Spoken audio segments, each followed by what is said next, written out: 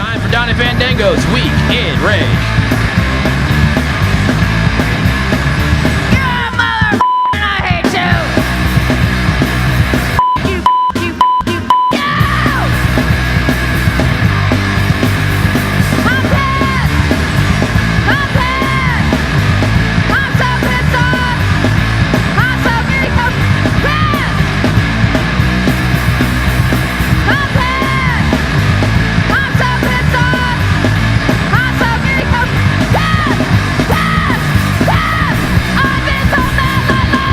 So Donnie Fandango heard weekdays, middays, here on The Point. And we love Donnie. 10 a.m. until 2 p.m. Such a nice dude. But what a ball of anger he is. Yeah, oh, yeah. It's an understatement. It's a smiling ball of anger, but a ball of anger nonetheless. And he just harbors this rage and needs this outlet. Quite frankly, it's unhealthy. And we worry about Donnie because Donnie is one of our really good friends. One of the nicest guys you'll ever meet. As a matter of fact, at Point Fest, you'll see. One of the nicest dudes you can ever meet. Donnie Fandango. So we just give him an opportunity to, let it rage out. And we now have an official sponsor for the Donnie Fandango Week in Rage. Sponsored by Supplement Superstores. It's not just a store, it's an education. All right, Donnie, what's been bugging you this week, pal? Have you ever seen anybody on the texter spell the word cool, K-E-W-L? Yes. Yeah. That needs to stop.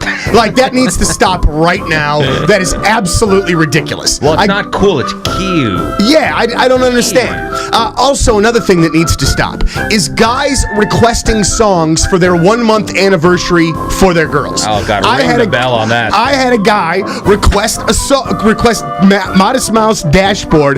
My girl and I have been together for a month, and we're just really happy together. You, sir, are a pussy. That is awful. Don't do that. Be a man, please. That really bummed me out, man. Like, that guy doesn't have a month. So, that was one. All right? Okay, listen, here's another one. I went to dinner on Saturday night with some friends, and it was a very lovely time, very good dinner. We had the tapadas or whatever the hell they're called. Tapas. Yes, they were great. This couple that was sitting across from us in our same dinner party enjoyed each other's company quite a bit, and they were one of these real cutesy couples where everything was and sweet. Well, during the course of dinner, I noticed that they're pretty much hand effing right across the table from me. All right, dude, they're like, her arm is on the table, and he's just petting her and holding her. Come on with that, man. We're eating dinner. Nobody wants to see that. And probably I was the only one that bothered me, or the only one that cared. And if I said that to Mary, she would be like, well, you should show me that same affection, blah, blah, blah. But while I'm eating, that's just not what I want to see. I don't want to see hand effing at the table right across from me, and I don't think that's too much to use your hands to eat. That's right, okay? I'm pretty sure, I don't know what I want to do next. Well, I can't handle responsibility is what I'm really learning. The fact that I've been given more responsibility for this radio station is a pretty scary thing. This week, and you can ask Riz, because yesterday I was a ball of nerves. I was just so wound up about everything. It was almost grenade time yesterday. Love line was messed up. I was still waiting to hear back from bands for Point Fest, for artist meet and greets, and for interviews. And dude, I got so worked up that I haven't been sleeping or eating well this week. And what happens? All the music gets done.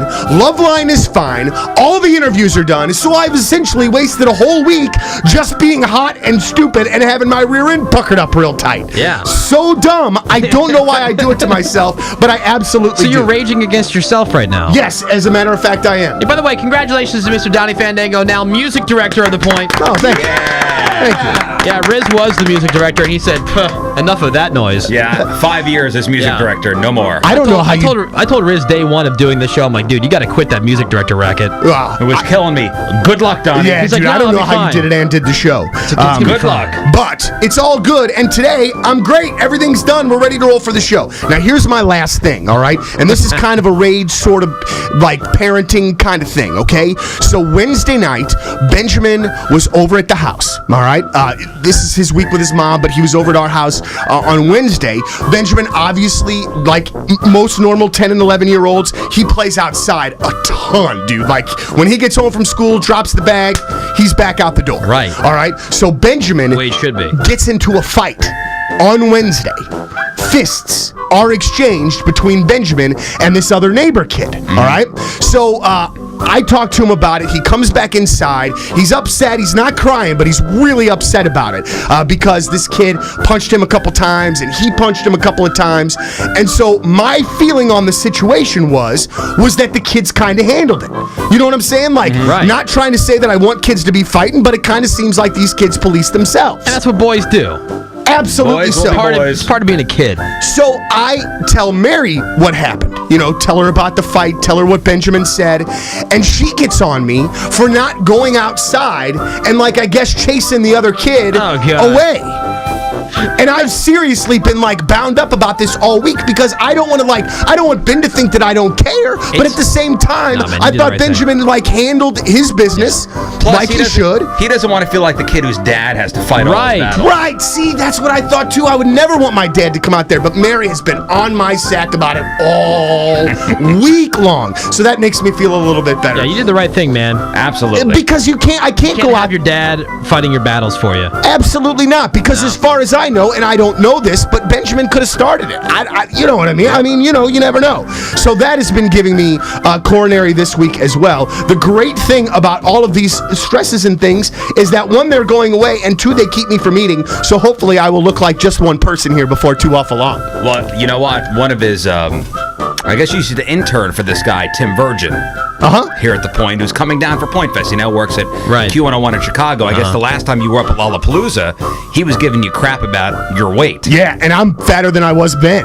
So the boss told you that Tim's coming down for the show, and you flipped out because you're afraid he's going to call you fat again. Yeah, well, because, you know, man, I've been insulted with a lot of things over the course of my life. Big ears, no hair, you know, millions of things, which is just fine. But for whatever reason, being a fatty is just not something that I can really feel very well. But it's all good because Sunday's going to be a great time. I can't wait. But I also assume that at some point at Point Fest, there is going to be ammo for next week's Weekend Rage. It always really works out that way. So I can't wait to see it. Ladies and gentlemen, I'm out. That's my Weekend Rage.